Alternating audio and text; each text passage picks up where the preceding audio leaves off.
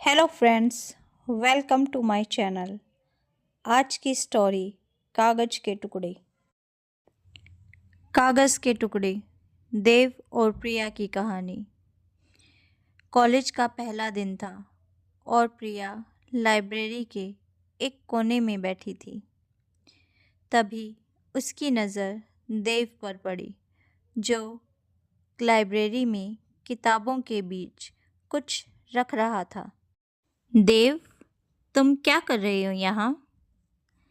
देव ने प्रिया को देखा और मुस्कुराते हुए कहा, कुछ नहीं, बस लव लेटर्स लिख रहा हूँ। Love letters? हाँ, लव लेटर्स। कोई इनको पढ़ेगा तो मेरा दीवाना हो जाएगा। देव, तुम भी मजाक करते हो, दिखाओ ज़रा। ये कहते हुए प्रिया ने वो बुक देव के हाथों से ले ली। प्रिया ने जब उस कागज़ को खोला तो उसमें लिखा था, ये बुक पढ़ने के बाद वापस रख दें, यह मेरी बुक है। देव की ये चिट्ठी पढ़ने के बाद प्रिया ज़ोर ज़ोर से हंसने लगी।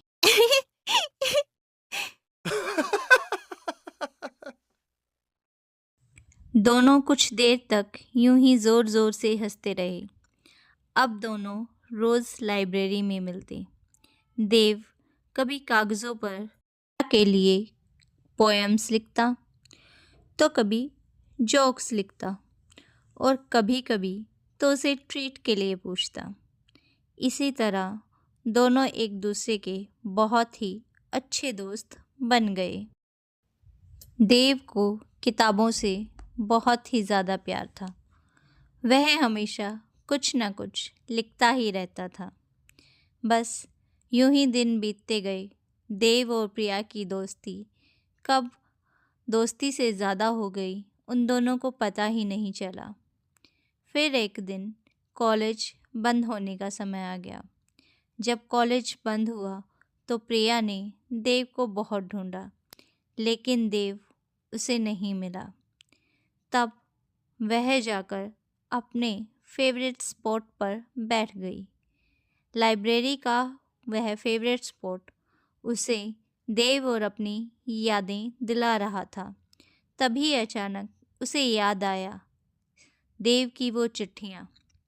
उसने किताबों में देव की उन चिट्ठियों को ढूंढना शुरू किया। किताबों के बीच चिट्ठियाँ ढूंढते ढूंढते प्रिया को एक किताब में देव की लिखी चिट्ठी मिली, जिसमें देव ने लिख रखा था, आई एम सॉरी प्रिया, मुझे जाना होगा।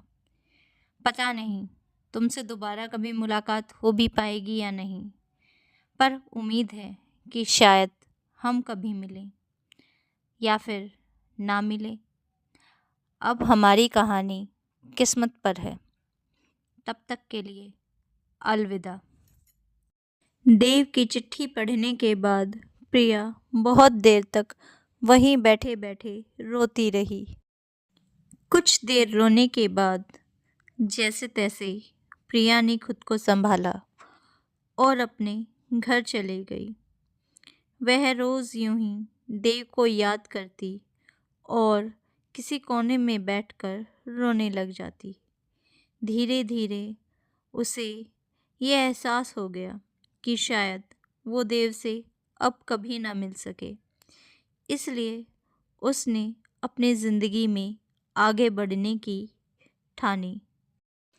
यूं ही धीरे धीरे एक दिन प्रिया एक कंपनी में पब्लिशिंग एडिटर बन गई।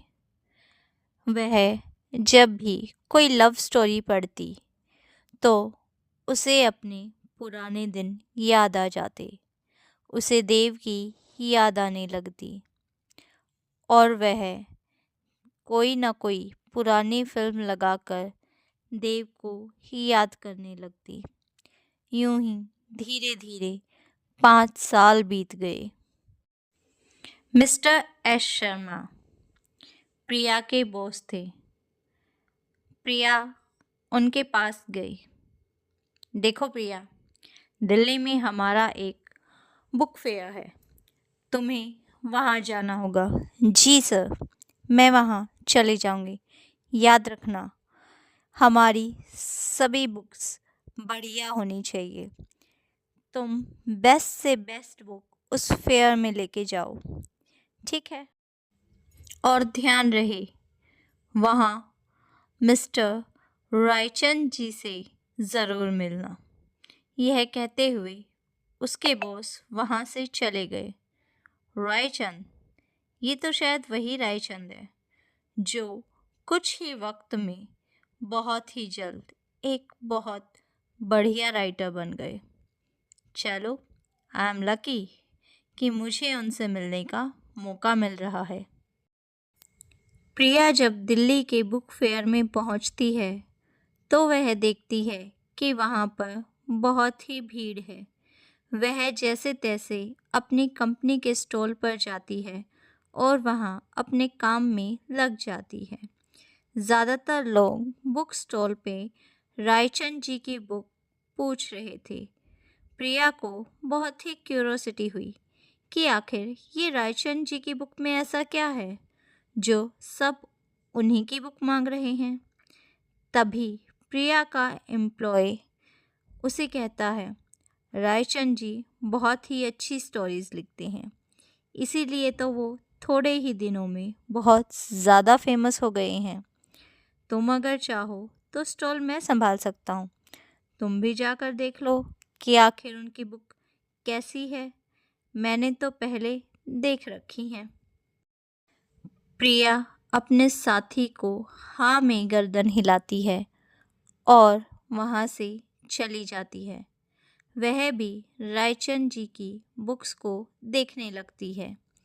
तभी उसकी नज़र एक बुक पर पड़ती है जिसका नाम था कागज़ के टुकड़े। वह उस बुक को खोलकर उसे देखने लगती है। तभी उसकी नज़र उस बुक के मेन नायकों पर जाती है जिनका नाम प्रिया और देव था। यह देखने के बाद वह हैरान हो जाती है।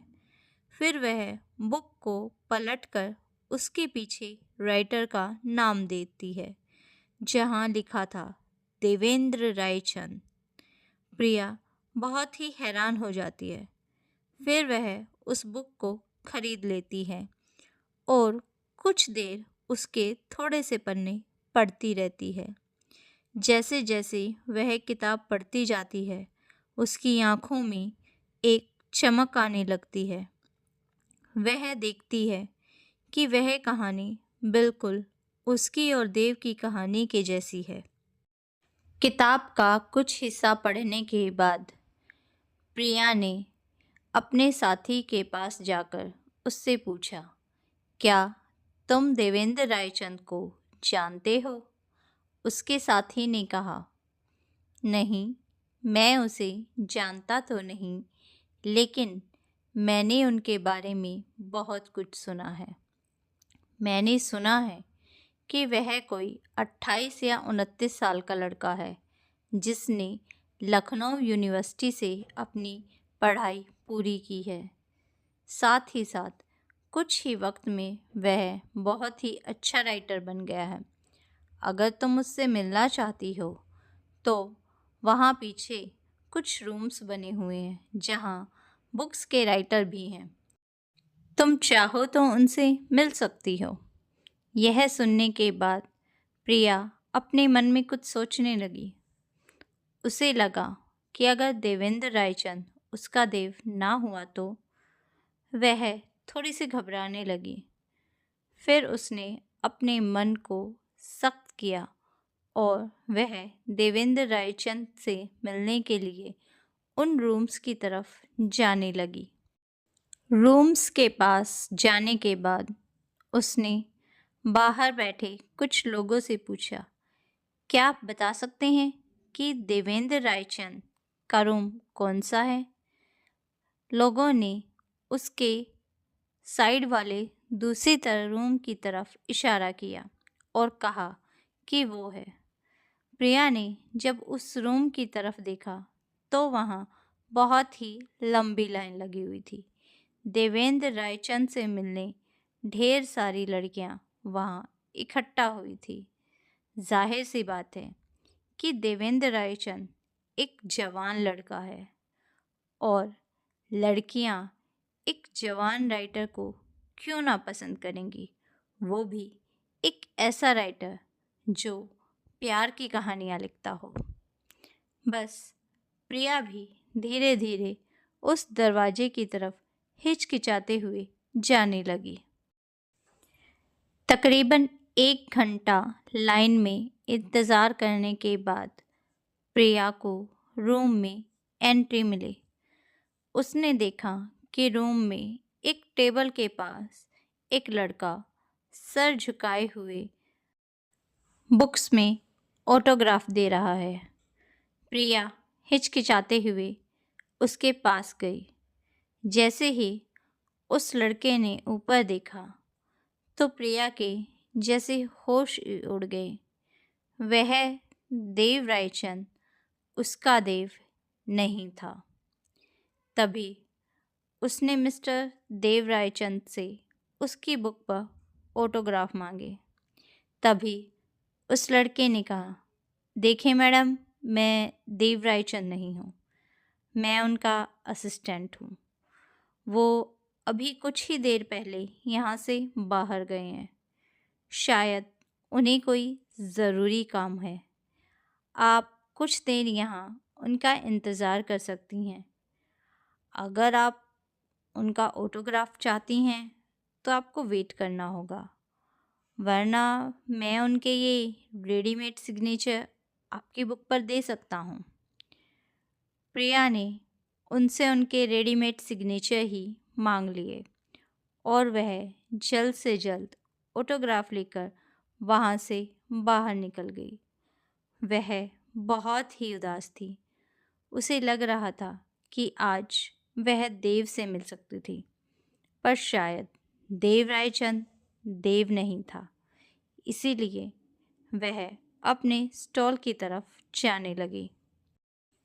वहीं दूसरी तरफ देव भी प्रिया को ढूंढ रहा था। कुछ समय पहले देव को भी यह पता लगा था कि प्रिया किसी पब्लिशिंग कंपनी में एडिटर बन गई है और उस कंपनी ने यहाँ के बुक फेयर में अपनी एंट्री करवाई है। देव कुछ ऑटोग्राफ देने के बाद वहाँ से प्रिया को ढूंढने के लिए निकल पड़ा।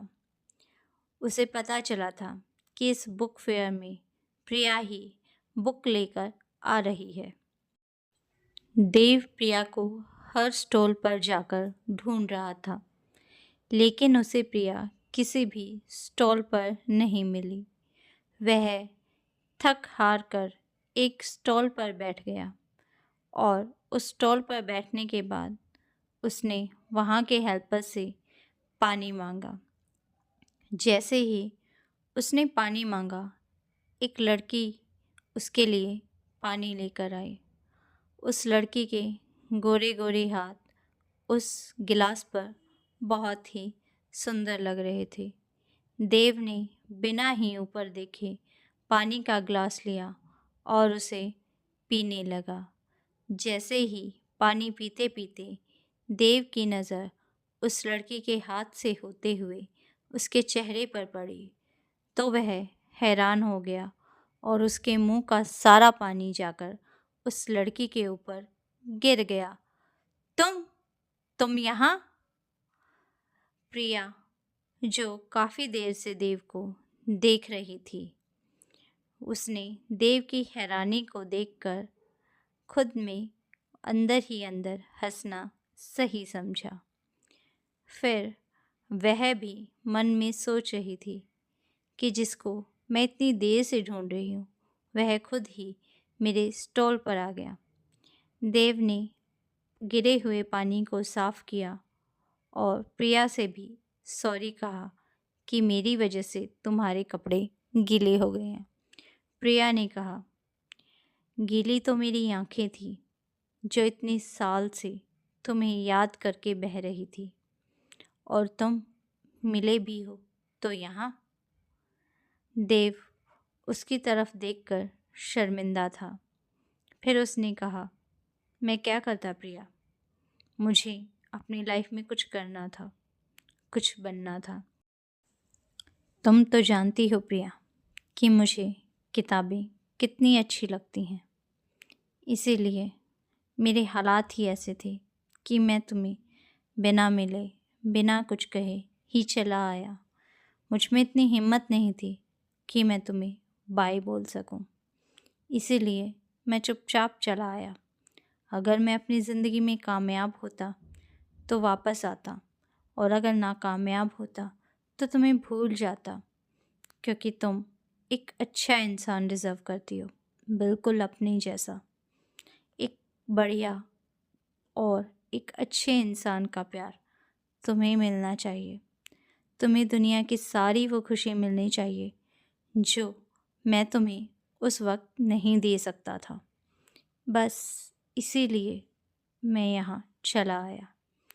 पर अब ऐसा नहीं है प्रिया, मेरे पास वो सब है जो मैं तुम्हें दे सकता हूँ। इसलिए अब मुझे लगता है कि यही सही समय है जब मुझे वापस आ जाना चाहिए। प्रिया देव की बातें सुनकर अपनी आंखों से आंसू बहाने लगी, लेकिन वह नाराज़ थी देव से। इसीलिए उसने कहा, अब वापस आकर क्या फ़ायदा देव, तुमने आने में बहुत देर कर दी। और यह कहते हुए प्रिया ने अपना बैग उठाया और वहाँ से चली गई। क्या प्रिया देव को माफ़ कर पाएगी? क्या देव को मिल पाएगा उसका प्यार वापस? क्या प्रिया किसी और को अपना बना लेगी? जानने के लिए सुनते रहिए कागज़ के टुकड़े कहानी। तब तक के लिए like, subscribe and comment. Story by semi परी।